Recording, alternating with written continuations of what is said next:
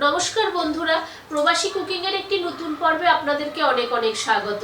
আজকে আমি যে রেসিপিটি আপনাদের সাথে শেয়ার করতে চলেছি সেটা হলো রেস্টুরেন্ট স্টাইলে চিকেন চাপ। এই চিকেন চাপ খেতে কিন্তু অনেকেই ভালোবাসেন, কিন্তু আমরা অনেক সময় রেস্টুরেন্টে গিয়ে এটা খাই। এটা যদি বাড়িতে খুব সহজভাবে বানিয়ে ফেলা যায় তাহলে কিন্তু খুবই ভালো হয়। তো দেখুন আমি রান্নাটা কিভাবে করি, একদম ঘরোয়া পদ্ধতিতে করব।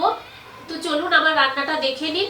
আর যদি আমার রান্নাগুলো ভালো লেগে থাকে তাহলে আমার চ্যানেলটাকে সবাই সাবস্ক্রাইব করে দেবেন, পাশে থাকা বেল আইকনটা টিপবেন যাতে আমার দেওয়া সমস্ত ভিডিও আপনাদের কাছে সবার আগে পৌঁছায়। আর আমার চ্যানেলটাকে সবাই সাপোর্ট করবেন, প্রচুর লাইক, কমেন্ট আর শেয়ার করবেন। বন্ধুরা, চিকেন চাপ বানানোর জন্য আমি এরকম এক একটা চিকেনের পিস নিয়েছি, থাই সমেত লেগ। আর এই পিসগুলোকে দেখুন আমি এরকম মাঝে মাঝে একটু একটু করে দাগ দিয়ে নিয়েছি, দুপাশটাই দিয়ে নিয়েছি যাতে ভালোভাবে তেল মশলা সব কিছু ঢুকে যায়। আমি এখানে 4টে পিস নিয়েছি, একই সাইজের 4টে পিস। তো এই চিকেন চাপ বানানোর জন্য আমার এখানে যে মশলাগুলো লাগবে আমি সেগুলো আগে একটু দেখিয়ে দিই। এখানে নিয়েছি 2টো মিডিয়াম সাইজের পেঁয়াজ, খানিকটা রসুন, একটু আদা আর কাঁচা লঙ্কা। কাঁচা লঙ্কাটা আমি টুকরো করে নিয়েছি। এখানে নিয়েছি 2 চামচের মতো পোস্ত, চালমগজ, 10-12টা কাজু বাদাম। আর এটা হচ্ছে ছাতু দিতে হয়, তো আমাদের এখানে যেহেতু ছাতুটা পাওয়া যায় না ওই জন্য আমি 3 চামচ বেসনকে ড্রাই রোস্ট করে নিয়েছি। আর এখানে নিয়েছি ফ্যাটানো টক দই, এখানে আমার 4 চামচের মতো টক দই রয়েছে। আর এখানে একটা ভাজা মশলা নিয়েছি। এই ভাজা মশলাটা হচ্ছে লবঙ্গ, এলাচ, দারচিনি, জায়ফল, জয়িত্রী, সামরিচ, সাজিরে আর গোলমরিচ। তো এগুলো দিয়ে আমি এর একটা মিহি একটা গুঁড়ো রেডি করে নিয়েছি। এটাকেও কিন্তু আমি আগে ড্রাই রোস্ট করে নিয়েছি, নিয়ে তারপরে মিক্সিতে গুঁড়ো করে নিয়েছি। তো এখন আমি এর একটা পেস্ট বানাবো। তার জন্য আমি মিক্সির মধ্যে প্রথমে এই যে 3টে উপকরণ, পোস্ত, চালমগজ আর কাজু, এই 3টেকে একবার আমি শুকনো খোলাতে আমি একবার পেস্ট করে নিচ্ছি মিক্সির মধ্যে। তো দেখুন এটাকে আমি মিক্সিতে 2বার মতো ঘুরিয়ে নিয়েছি। আর কত সুন্দর একটা, বেশ সুন্দর একটা পেস্ট রেডি হয়ে গেছে। আর পোস্তটাও সুন্দর গুঁড়ো হয়ে গেছে। এবারে আমি এর মধ্যে দেব এই কাঁচা লঙ্কা, আদা,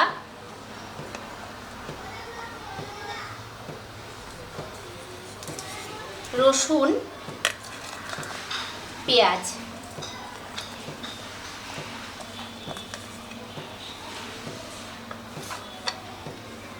আর এই যে ফ্যাটানো টক দইটা ছিল আমার, এই টক দইটা দিয়ে দিচ্ছি এর মধ্যে। আমি কিন্তু এটা দই দিয়েই ফেটিয়ে নিচ্ছি, জল দিচ্ছি না। তো এবারে এর একটা মিহি পেস্ট আমি রেডি করে নিচ্ছি। তো কত সুন্দর স্মুথ একটা পেস্ট আমি রেডি করে নিয়েছি। এবারে এখানে একটা আমি বড় বাটি নিয়ে নিয়েছি। তো এই বাটির মধ্যে আমি এই পেস্টটাকে ঢেলে দিচ্ছি। তো এটাকে আমি ঢেলে নিয়েছি। এবারে এর মধ্যে আমি দিচ্ছি এই যে গুঁড়ো করে রেখেছিলাম মশলাটা, ওই মশলাটা আমি 2 চামচ দিয়ে দিচ্ছি। আর দিচ্ছি ড্রাই রোস্ট করা বেসনটা। এর মধ্যে দিচ্ছি 2 চামচ সাদা তেল, 2 চামচ কাশ্মীরি লঙ্কার গুঁড়ো। এটা পুরোপুরি কালারের জন্য।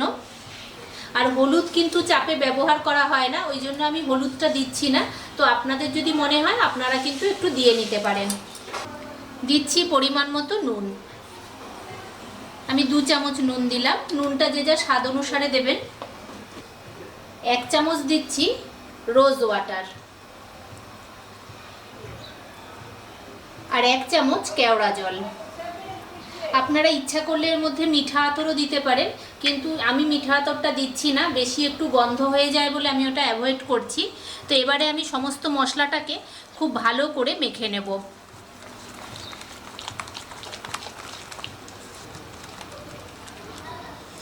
তো দেখুন মশলাটা খুব ভালো করে মেশানো হয়ে গেছে। এবারে আমি এর মধ্যে এই ধুয়ে রাখা চিকেনগুলোকে দিয়ে দিচ্ছি।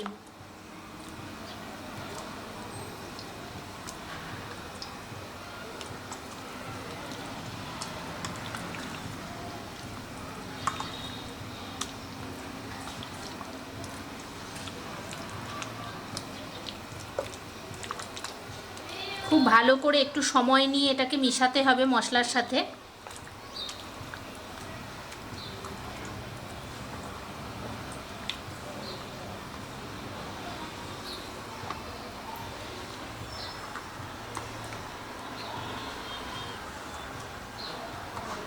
তো দেখুন খুব ভালো করে মশলার সাথে মাংসটাকে আমি মেখে নিয়েছি। এবারে এটাকে আমি ওভারনাইট আমি ফ্রিজের মধ্যে রেখে দিচ্ছি, নর্মাল ফ্রিজে এটাকে ঢাকা দিয়ে ওভারনাইট রেখে দেবো। তো ওভারনাইট হয়ে যাক, আমি কালকে আপনাদেরকে রান্নাটা করে দেখাবো। তো কালকে দেখুন আমি এটা রাত্রেবেলা ম্যারিনেট করে ওভারনাইট রেখে দিয়েছিলাম নর্মাল ফ্রিজে। তো আমি এখন আধ ঘন্টা আগে এটাকে বের করে নর্মাল টেম্পারেচারে রেখে দিয়েছি। এবারে আমি এই মাংসের যে পিসগুলোকে এগুলোকে এবারে আমি ফ্রাই করে নেব। তো বন্ধুরা কড়াই বসিয়ে দিয়েছি, আমি কড়াইয়ের মধ্যে দিয়ে দিচ্ছি সাদা তেল।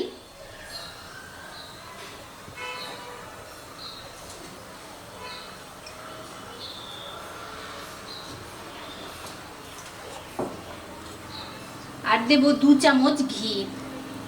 আপনারা যদি ইচ্ছা হয় তো পুরোটা সাদা তেলেও করতে পারেন, কিন্তু চাপে একটু ঘি আর তেল মিশিয়ে করলেই ভালো হয়। অনেকে আবার ডালডাও ইউজ করে, তো আমি ডালডাটা ইউজ করছি না। তো এখন এটা একটু গরম হয়ে নিক। তো দেখুন তেলটা গরম হয়ে গেছে। এবারে যেহেতু আমার পিসগুলো একটু বড়, ওই জন্য আমি দুটো করে ভেজে নিচ্ছি। মশলাটা দিচ্ছি না, মশলাটা ছাড়িয়ে দিয়ে শুধু মাংসটাকে একটু মশলা গায়ে মাখানো আছে। এখন দুটোকে আমি খুব ভালো করে একটু রোস্ট করে নেব। তো মিনিট 5 মতো হয়ে গেছে। এবারে উল্টে দেখি এটা কেমন হলো।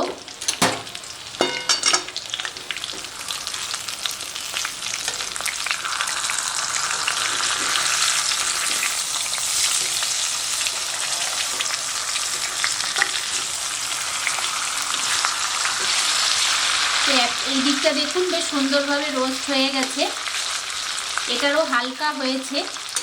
তো আরও 5 মিনিট আমি হতে দিচ্ছি, আরেকটা দিক হোক আস্তে আস্তে, তাহলে মাংসটা বেশ নরম জুসি হবে। তো দেখুন বন্ধুরা দুদিকটা বেশ ভালোভাবেই ভাজা হয়ে গেছে। এবারে আমি একটা একটা করে এগুলোকে তুলে নিচ্ছি।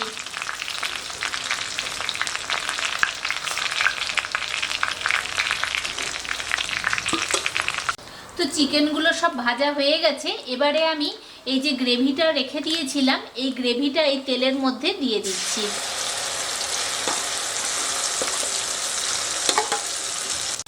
তো দেখুন সমস্ত মশলাটা আমি দিয়ে দিয়েছি। এবারে আমি এটাকে মিনিট 5 মতো কষিয়ে নেব, যতক্ষণ না এই মশলা থেকে তেল ছেড়ে যায়। তো এখন 5 মিনিট আমি কষিয়ে নিই।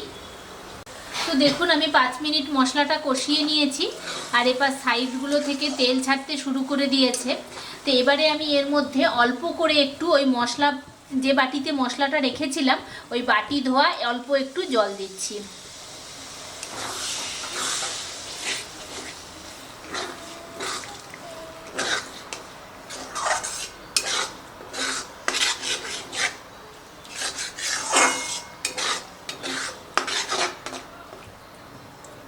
তো মিনিট 2 মতো আবার হয়ে নিক। তো 2 মিনিটের মতো হয়ে গেছে। তো ওই জলটা দিয়ে আবার আমি মশলাটাকে আরেকটু কষিয়ে নিয়েছি। তো এবারে এর মধ্যে আমি ওই ভেজে রাখা চিকেনগুলোকে দিয়ে দিচ্ছি।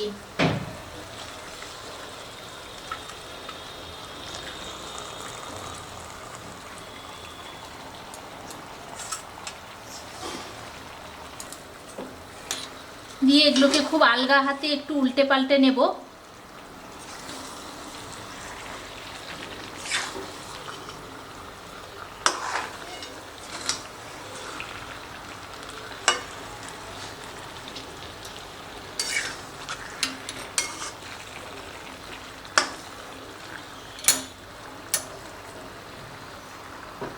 তো এবারে এর মধ্যে আমি দুধের মধ্যে জাফরান ভিজিয়ে রেখেছিলাম, ওইটা আমি এর মধ্যে দিয়ে দিচ্ছি। এটা কিন্তু পুরোপুরি অপশনাল, কালারের এটা দিলে কিন্তু কালারটা খুব সুন্দর হয়।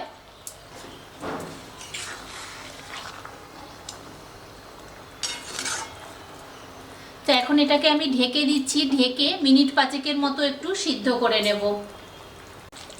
তো বন্ধুরা রেডি হয়ে গেছে। আমি এটাকে ঢাকা দিয়ে দিয়েছিলাম, আমি ঢাকনাটা খুলে দিলাম। আর খুলে দিতে দেখুন আমার গ্রেভিটা যেটুকুনো চিকেন চাপে রাখার ওই রকমই গ্রেভি আছে, আর মাংসগুলোও একদম সিদ্ধ হয়ে গেছে। তো এবারে আমি এর মধ্যে দুটো জিনিস দেব। জন্য এর মধ্যে আবার আমি দিচ্ছি 1 চামচ গোলাপ জল,